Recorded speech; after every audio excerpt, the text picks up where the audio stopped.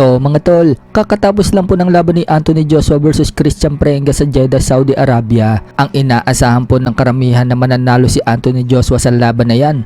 E ganyan nga po ang nangyari. Tinalo ni Anthony Joshua itong si Christian Prenga. Bayan knockout sa round 2. Bagsak nga po itong si Prenga at lumusod sa lubid. Pero bago nangyari yan mga tol, bumagsak muna itong si Anthony Joshua ng 2 beses sa round 1. Pagpasok ng round 2, nakabawi na itong si Joshua. Nasaktan niya ang kalaban mga tol. Hanggang sa mapabagsak niya na ito, binilangan ng referee mga tol itong si Prenga.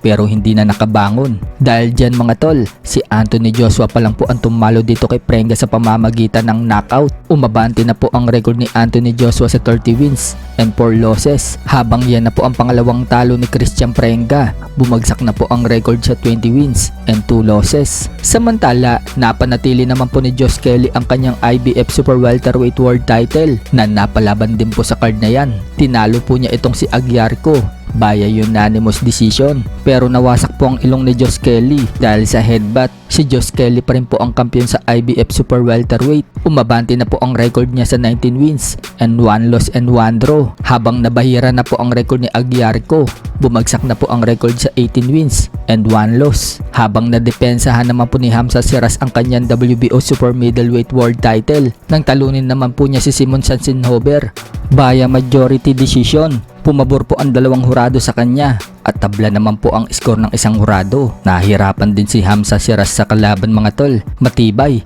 si Hamza Siras pa rin po ang kampiyon at nananatili pa rin po siyang walang talo. Umabante na ang record sa 24-0. Umabante na ang record sa 24-0 and 1 draw. Habang yan na po ang pangalawang talo ni Sansinhober. Sa ibang banda naman mga tol, magandang balita naman po para sa ating mga Pinoy fans sapagkat panalo po ang Pilipino na si John Michael Solweta kagabi sa laban niya sa Thailand at nasungkit po niya ang bakanting ABF Flyweight title.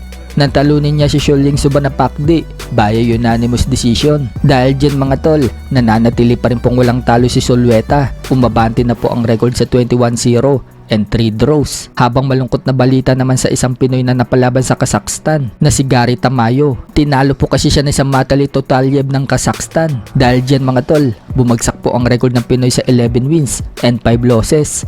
Habang nananatili naman pong walang talo itong Kazakhstan fighter, umabante na ang record sa 8-0. Sa ibang balita naman mga tol, kasado na po ang laban ni former Unified Super Bantamweight World Champion Marlon Tapales. Sa August 29 na po ang kanyang laban sa bansang Australia. Makakalaban ni Tapales ang Thai fighter na si Sukpasrid Pumpitak. Sa mga hindi po nakakaalam mga tol, tinalo na po ni Jerwin Ancahas at Mark Magsayo itong makakalaban ni Tapales. 2015 mga tol na makalaban ni Magsayo ang Thai fighter. Tinapos lang po ni Magsayo ito sa loob ng 5th round. 2 beses pang pinabagsak ni Magsayo itong Thai fighter. Habang nanalo naman po si Jerwin Ancahas sa Thai fighter via disqualification sa round 5. Pinabagsak nga din po ni Ancahas sa first round itong Thai fighter. Kaya inaasahan ngayon ng mga Pinoy fans na kayang-kaya lang in-knockout ni Tapales itong kalaban niya ngayon.